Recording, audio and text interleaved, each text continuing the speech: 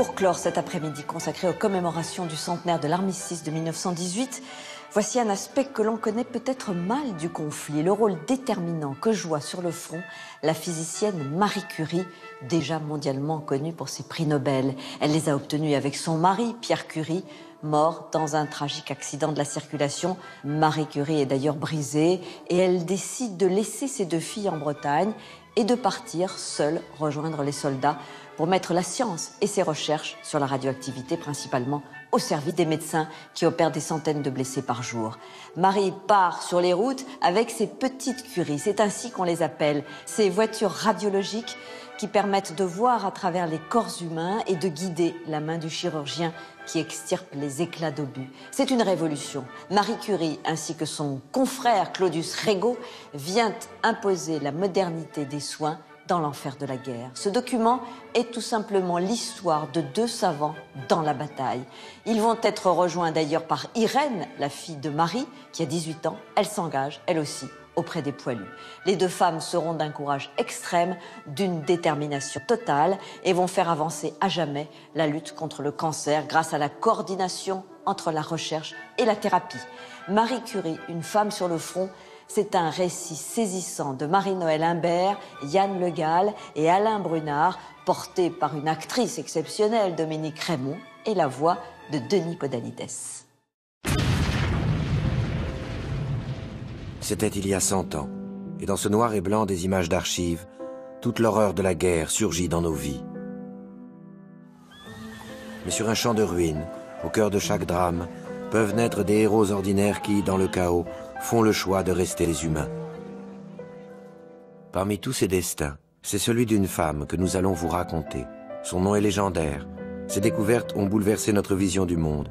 Mais qui connaît son âme? Installez-moi le blessé sur cette table. Qui sait le rôle qu'elle a joué dans cette grande guerre? C'est un hôpital militaire ici. Les civils n'ont rien à y faire, et encore moins les femmes. Allez, touchez-moi le camp! Quand la guerre éclate, Marie Curie n'est plus l'immigrée polonaise venue faire ses études à Paris. C'est une femme de science mondialement connue. Mais c'est aussi une femme seule. L'amour de sa vie, Pierre Curie, est mort le crâne fracassé sous la roue d'un camion. Ce sang, qui va bientôt se répandre dans l'Europe entière, elle en connaît dans sa chair le goût amer. C'est l'histoire d'une rencontre. Mais qui êtes-vous pour remettre en cause la doctrine de l'état-major? Un médecin. Madame Curie, permettez-moi de vous présenter le professeur Claudius Regaud. 2 savants, 2 rebelles, qui vont brandir la science comme on brandit une arme. Sans son appareil, je l'aurais tué 6 fois. Et qu'est-ce que vous avez fait? Mon métier. Vous l'avez tué.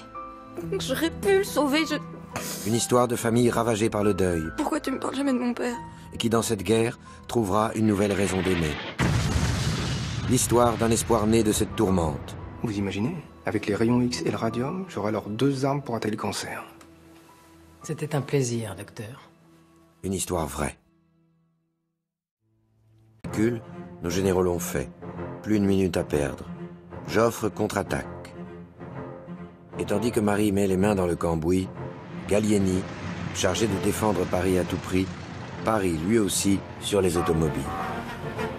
Il réquisitionne les taxis parisiens pour acheminer en un temps record les fantassins sur le front de la Marne. 500 Renault foncent au-devant des Allemands. 500 voitures, plus une. Paris est menacé. La France risque d'être occupée. Marie vient d'entrer en guerre. C'est ainsi qu'elle parvint sur le front de la Marne et installa cette étrange machine capable de produire des rayons X et apporta pour la première fois cette assistance technique indispensable aux chirurgiens pour sauver ce blessé. Oui, allez-y. Grâce au phénoménal pouvoir que possèdent ces rayons, voir à l'intérieur des corps. 2 cm sur le côté. 5 cm au-dessous. Précis alors. Oui, c'est ça. Allez-y.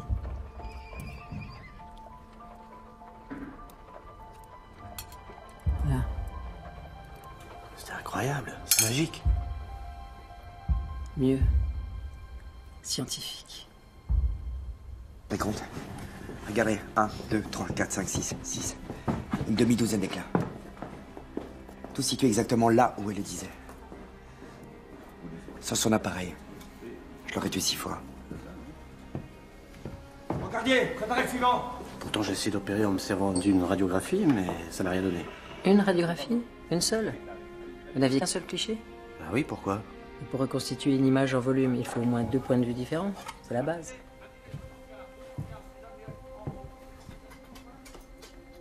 Deux clichés parfaitement réglés pour traquer les éclats de métal, des formules algébriques pour les débusquer. La radiologie naissante n'avait pas encore su convaincre les chirurgiens de son utilité. Mais pour un esprit scientifique comme Marie Curie, féru de précision et de mathématiques, c'était un jeu d'enfant. La médecine n'était plus seulement l'affaire des médecins. Madame, vous permettez? Je vous en prie. Une révolution était en marche.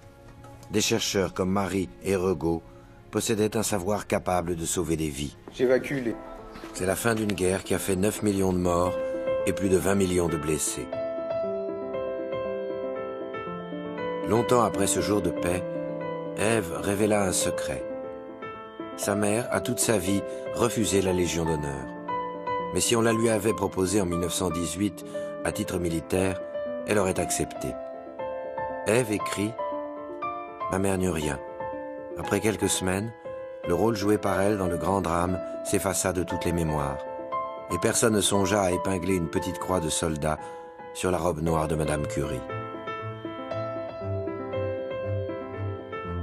Marie Curie aura mis sur les routes 18 voitures radiologiques, installé 200 postes fixes dans les hôpitaux et formé dans son école 150 manipulatrices radio. Plus d'1 million de blessés ont été secourus grâce à ces installations. 1000 d'entre eux le furent de ses propres mains.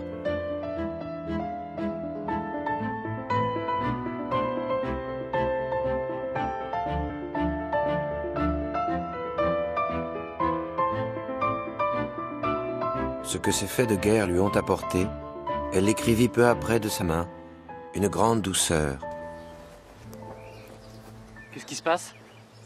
Où est donc passée la Madame Curie qu'on connaît tous? Ah, la revoilà. Voilà que vous brillez. Bien moins que vous. Alors, qu'est-ce que j'ai manqué? Nous allons ouvrir un hôpital dans notre institut. Non. Grâce à vous, docteur Roux. Oui, j'y travaille. Je pense, nous pensons tous les deux que c'est vital pour notre institut. Nous aimerions Gardez à chaque instant à l'esprit que nos recherches peuvent sauver des vies. Et savoir que les malades sont là, à quelques mètres de nous, devrait donner des ailes à tous les chercheurs. Vous avez répété le numéro ou... Quelques années plus tard, l'Institut du Radium allait être rebaptisé Institut Curie. Le nom de Claudius Regaud, lui, allait tomber dans l'oubli. Pourtant, c'est lui qui posa les bases du traitement du cancer par radiothérapie. Il créa et dirigea son laboratoire, ainsi que la fondation Curie jusqu'à sa mort. L'histoire l'a oublié? Qu'importe, aurait-il sûrement pensé, pourvu que le travail soit bien fait. Et le travail fut fait. Lacassagne le secondera puis le remplacera dans ses recherches et ses fonctions. Irène, après les 2 Nobel de sa mère et celui de son père, épinglera un 4e prix Nobel au fronton des Curie.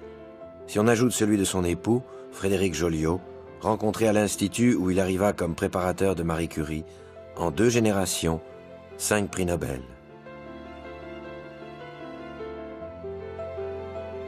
Marie, quant à elle, aura réussi à fournir les doses précises de radium que lui réclamait Claudius Regaud. Elle lui laissera même son gramme de radium, celui qu'elle avait eu tant de peine à isoler avec son Pierre.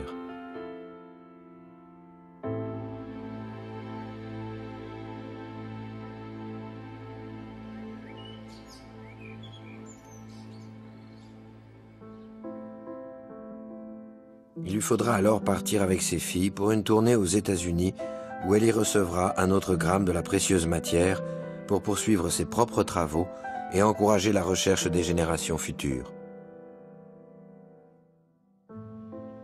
La vie avait repris son cours. Si Pierre n'était plus là, son esprit, lui, ne l'a jamais quitté. Marie mourra en 1934, à l'âge de 67 ans. Les fortes doses de radiation qu'elle a reçues dans toutes ses salles de radiologie durant la guerre ne sont sans doute pas étrangères à la maladie qui mit fin à ses jours.